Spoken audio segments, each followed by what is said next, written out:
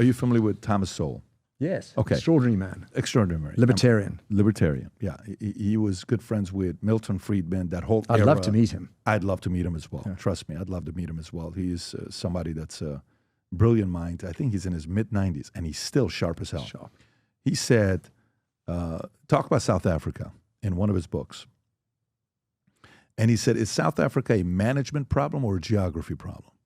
Can you pull up South Africa map just to see what it's Great question. Is South Africa, does South Africa have a geography problem or a management problem? Because zoom out a little bit so we can see where South Africa is. Keep zooming out, zooming out, zooming out, zoom out, zoom out. Okay. Obviously, you got nothing south. You know, airplanes fly down and then they turn around and fly back. It's like New Zealand. Yeah. So, I mean, that location right there is, just looking at that, you're a long ways from everybody. Okay, it's like living in a cul-de-sac, which in a way could be good. That's my home. Yeah, I understand that. But what do you think the problem is? You think Thomas Sowell is right? Because Thomas Sowell is saying that you may have a location problem, you may have a geography problem. What do you think? Look, it's fixable. This economy, you give me 100 days as a benevolent dictator, I can turn this country as around. a benevolent dictator. Well, you've got to do it because you've got to make some tough decisions. What would be the tough decisions you'd make? I'd privatize all the state-owned enterprises, okay? Sell them off because they are just a feeding trough for corruption. Mm-hmm. I would deregulate. I'd bring in a Doge as quickly as possible. We have 32 ministers in the cabinet. 32. Norway has 18. Argentina has 9. We have a ministry for women. What does that person do? I mean, it's ridiculous. And all the ministers have a deputy minister. There are 34 deputy ministers. So we have 76 ministers that all have blue light brigade, security, flying business in first class. The waste is, we have 1.4 million state employees. The waste is off the charts. It's fixable. You just cut the cost, hive off divisions like any turnaround situation in a business that you've had to deal with. Go to the debt holders and say, you're not paying interest for 3 years. Go to the equity holders and say, you got 5 cents on the dollar, pal. Take it or leave it.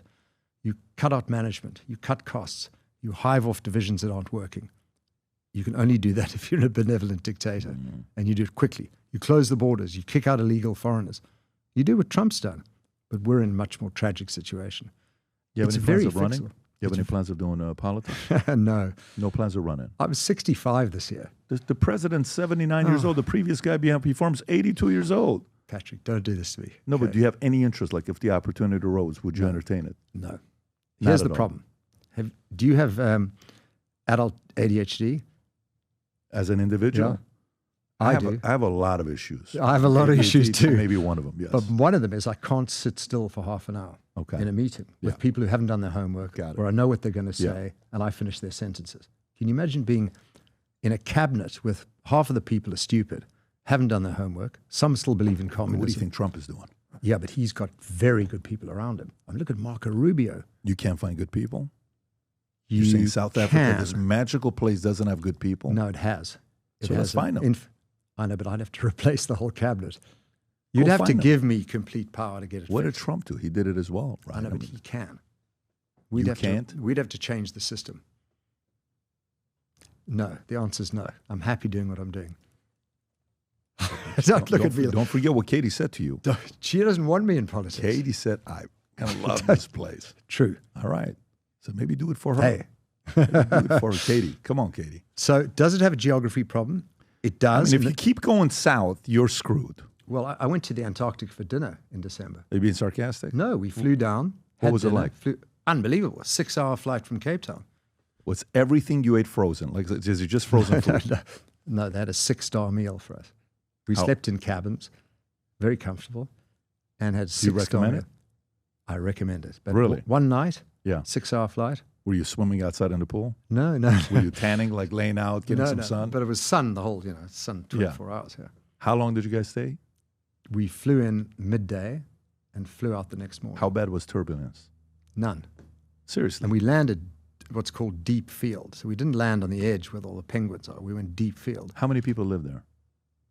There are, I can give you the stats. It's like 4,500? No, the American base alone which is McMurdo, which you get to from Australia and New Zealand. That has about 4,000 people 12 months a year. But that's the biggest base in the Antarctic. I think 12 countries. You can check the stats, Rob. Here we go, McMurdo. I think that 12 countries are part of the Antarctic 1,500 residents. Association. The station is the largest community in Antarctica, capable of supporting up to 1,500 residents. So I'm getting some of my stats right. But there are 3 places to visit Antarctica. The one is from McMurdo, which is very difficult to get to. The other is from Cape Town, and I think there are 500 visitors a year. And then the other one's from South America, and I think there are 250,000 visitors that go on cruise ships. So we went deep field. It was unbelievable. But it's like a white desert. Everywhere you look, there are no features. It's just Do you white. have any opinions on Antarctica or no? A lot of people have been interested in that market. In that 24 hours was about right. Okay. Yeah. So that's what I figured you were going to say. 24 hours is about right. Did your family, did you guys... I took our kids, our little kids, 10 and 13 years old. what did they say? They said, are we the first 10 and 13-year-olds ever to be to Antarctica? And we found out some kids had actually been born Before there. them. Born there. Was it freezing cold? No. Okay. All right. Growing up, South Africa, you hear things about Errol Musk and mines and all that stuff. Was he famous? Did your family have a relationship with him or no? No. But Elon Musk's dad, Errol Musk, worked at our mining business. Get out of here. I only found that out 4 months ago when I met Errol Musk. He said, I worked for your father's mining business. Yeah. But you didn't know him. You just... I only met him 4 months ago. Got it. Errol, his dad. What was that like? How old was? What was that like? Growing up in South Africa. No, what was he like? Errol's, he's got a crazy angle to him. He'll say stuff you and I would never dare to say. Never dare to say. I mean, he really tells it like it is. He's a bit of a loose cannon when it comes to opinions. Yeah, he's, you know. Well, he's a nice guy. He's a fun guy. He's not stupid. He's a smart guy, but he'll shoot from the hip. Yeah. Well, I mean, maybe the trolling gene comes from Pops. Because Musk knows how to troll like no other. It's amazing how he thinks. You know, Trump Elon weaved. or Errol? Well, Trump weaves. Yeah. He'll start here, Yeah. and then he'll go completely off piste. And I'll go, oh, no, he's got to answer the question, please. And then he winds his way back and answers the question.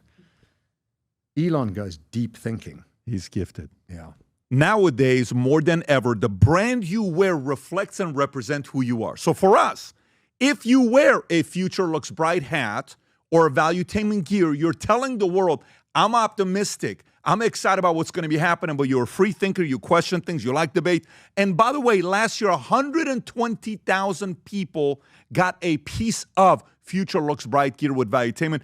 We have so many new things. The cufflinks are here. New Future Looks Bright. This is my favorite, the green one. Just yesterday, somebody placed an order for 100 of these. If you watch the PBD podcast, you got a bunch to choose from. White ones, black ones. If you smoke cigars and you come to our cigar lounge, we have this high quality lighter cutter and a holder for the cigars. We got sweaters with the Valuetainment logo on it. We got mugs. We got a bunch of different things. But if you believe the future looks bright, if you follow our content and what we represent with Valuetainment, with PBD Podcast, go to vtmerch.com. And by the way, if you order right now, there's going to be a special VT gift inside just for you. So again, go to vtmerch.com, place your order, tell the world that you believe the future looks bright.